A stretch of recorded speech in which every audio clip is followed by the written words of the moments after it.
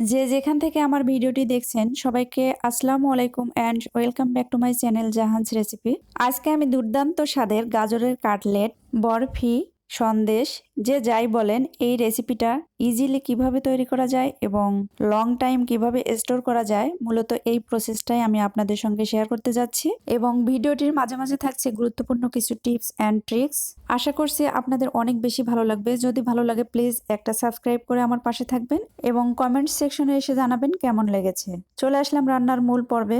আমি 6টি গাজর নিয়ে নিয়েছি, আপনারা বাড়িয়ে কমিয়ে নিতে পারেন। গাজরগুলো বাজার থেকে আনার পর আমি লবণ পানিতে আধা ঘন্টা ভিজিয়ে রেখে খুব ভালোভাবে পরিষ্কার করে নিয়েছি এবং ছিলে নিয়েছি, আপনারা দেখতেই পাচ্ছেন। তারপর একটা গ্রেটারের সাহায্যে আমি এগুলোকে গ্রেট করে নিয়েছি। গ্রেটারের যে পাতলা সাইডটা আছে, চিকন সাইডটা, আমি ওইটা দিয়ে করে নিয়েছি। কিচেনে চলে আসলাম এবং চুলা অন করে মিডিয়াম ফ্লেমে রেখে দিয়ে একটি কুকার বসিয়ে দিলাম এবং দিয়ে দিলাম 2 চা চামচ ঘি। ঘি গরম হয়ে আসলে 20 থেকে 25টি আমি বাদাম দিয়ে দিচ্ছি। বাদামগুলো আমি হালকা কুসুম গরম পানিতে ভিজিয়ে রেখে ছিলে নিয়েছি। আপনারা যদি ছিলতে না চান সেক্ষেত্রে এমনিতেও দিয়ে দিতে পারবেন। এখানে আমি 20 থেকে 25টি কিশমিশ দিয়ে দিলাম। এগুলো আমি গরম পানিতে ধুয়ে নিয়েছি খুব ভালোভাবে। 30 সেকেন্ড এভাবে নন স্টপ নেড়ে চেড়ে কিশমিশ এবং বাদামের কালার যখন চেঞ্জ হয়ে আসবে এবং কিশমিশগুলো একদম ফুলে উঠবে সেই পর্যায়ে আমি নামিয়ে নেব। কিশমিশ এবং বাদাম তুলে নেওয়ার পর ওই কুকারেই আমি দিয়ে দিচ্ছি গ্রেট করে রাখা গাজরগুলো। এই পর্যায়ে এসে চুলার আঁচটি আমি মিডিয়াম টু লো ফ্লেমে করে দিলাম এবং নন স্টপ নেড়ে চেড়ে 3 থেকে 4 মিনিট মতো গাজর কুচিগুলো আমি ভেজে নেব। এভাবে ঘি দিয়ে ভেজে নিলে গাজরের যে একটা কাঁচা গন্ধ আছে ওটা একদম চলে যাবে। কাটলেটটা অনেক বেশি রিচ হবে এবং খেতে অনেক বেশি ভালো লাগবে। খেয়াল রাখবেন গাজর কুচিগুলো যেন পুড়ে না যায়, পুড়ে গেলে কাটলেটের স্বাদটা একদম নষ্ট হয়ে যাবে। 4 মিনিট ভেজে নেওয়ার পর দেখতেই পাচ্ছেন গাজর কুচিগুলোর কালার একদম চেঞ্জ হয়ে এসেছে।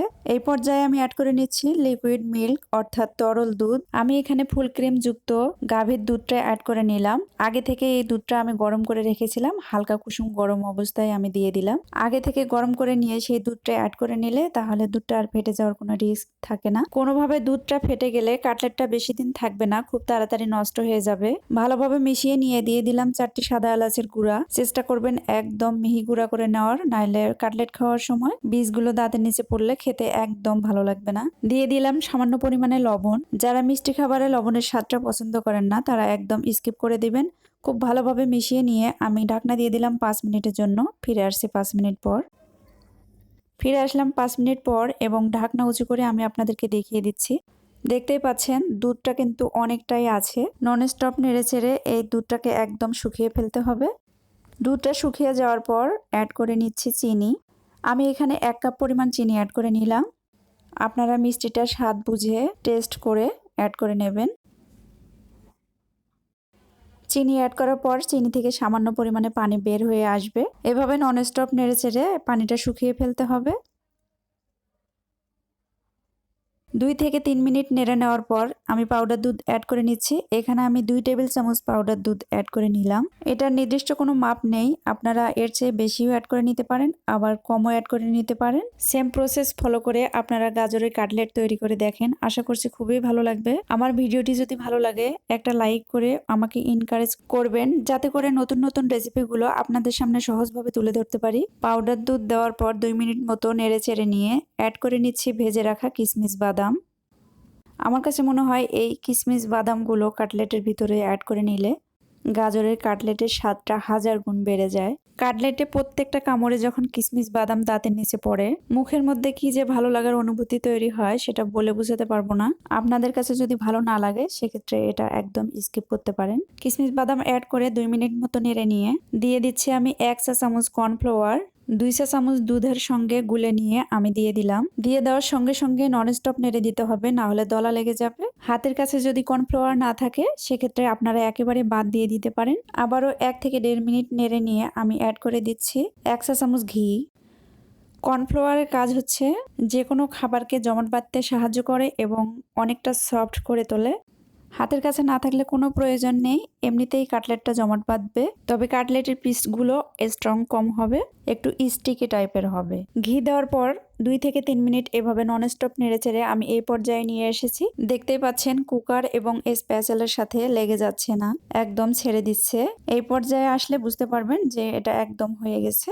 তো আমি নামিয়ে নিলাম। কাটলেটটা সেট করার জন্য এরকম ফ্ল্যাট কোনো কিছু নিতে হবে, তাতে করে পিস করতে খুব সুবিধা হবে। আমি একটি ব্রাশের সাহায্যে সামান্য পরিমাণে ঘি নিয়ে এভাবে ব্রাশ করে দিলাম এবং গাজরের ব্যাটারটি গরম থাকা অবস্থায় এভাবে দিয়ে দিতে হবে এবং সমান করে নিতে হবে চেপে চেপে। কোনো অবস্থাতে ঠান্ডা করা যাবে না, ঠান্ডা করলে একদম শক্ত হয়ে যাবে, তখন আর নিজের পছন্দ মতো যে কাটলেটের শেপটা দিব ওই শেপটা দেওয়া সম্ভব হবে না। তাই অবশ্যই গাজরের হালুয়াটা নামিয়ে নেওয়ার সঙ্গে সঙ্গে সেট করে নিতে হবে। এতক্ষণ আমি যেটা তৈরি করেছি এটা গাজরের হালুয়া হিসেবেও আপনারা খেতে পারেন। দেখতেই পাচ্ছেন আমি চতুর্ভুজ আকৃতির করে নিয়েছি এবং ফ্যানের নিচে রেখে দেব ঠান্ডা হওয়ার জন্য। ঠান্ডা হওয়ার পর নিয়ে চলে আসব।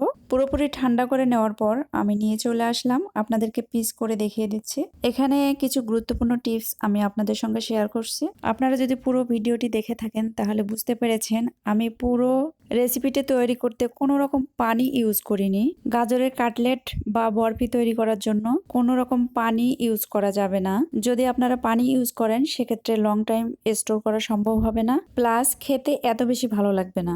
এবং সেকেন্ড টিপস হচ্ছে গাজরগুলো ছিলে নেওয়ার পর টিস্যু পেপার দিয়ে মুছে নিতে হবে, তাতে করে গাজরের গায়ে কোনো রকম পানি লেগে থাকবে না। গাজরের কাটলেট লং টাইম সংরক্ষণ করার মোস্ট ইম্পর্টেন্ট টিপস হচ্ছে গাজর কুচিগুলো অবশ্যই 3 থেকে 4 মিনিট ভেজে নিতে হবে। এই টিপস গুলো ফলো করে আপনারা যদি গাজরের কাটলেট তৈরি করেন তাহলে ডিপ ফ্রিজে রেখে 2 থেকে 3 মাস সংরক্ষণ করতে পারবেন এবং নর্মাল চেম্বারে রেখে 1 মাসের মতো সংরক্ষণ করে খেতে পারবেন। আমি আমার গাজরের কাটলেটের শেপগুলো ঠিক এভাবে দিয়ে নিচ্ছি, আপনারা আপনাদের পছন্দ অনুযায়ী শেপগুলো দিয়ে নেবেন। তবে ঠান্ডা হওয়ার পর আপনারা কমপক্ষে আধা ঘন্টা খানেক ফ্রিজের নর্মাল চেম্বারে রেখে তারপর পিস করে নেবেন, তাহলে পিসগুলো অনেক বেশি স্ট্রং এবং সুন্দর হবে, খেতেও অনেক বেশি ভালো লাগবে।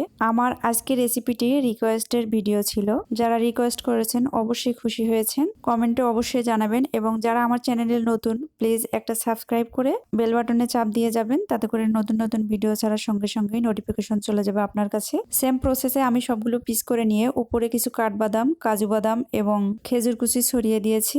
আপনারা পছন্দ মতো ডেকোরেশন করে নেবেন। সবার সুস্বাস্থ্য কামনা করে এখানে শেষ করছি। আল্লাহ হাফেজ।